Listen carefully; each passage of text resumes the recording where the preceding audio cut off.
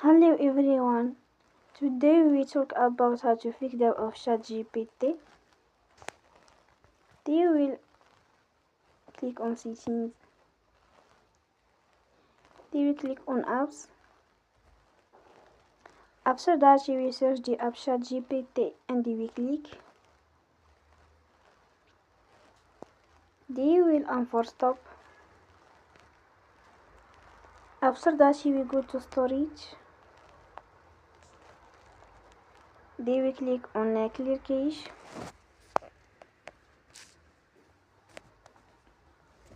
In the end, you will turn off your Wi-Fi and you will turn again. Don't forget to support us by like and subscribe. See you next time and thank you for watching.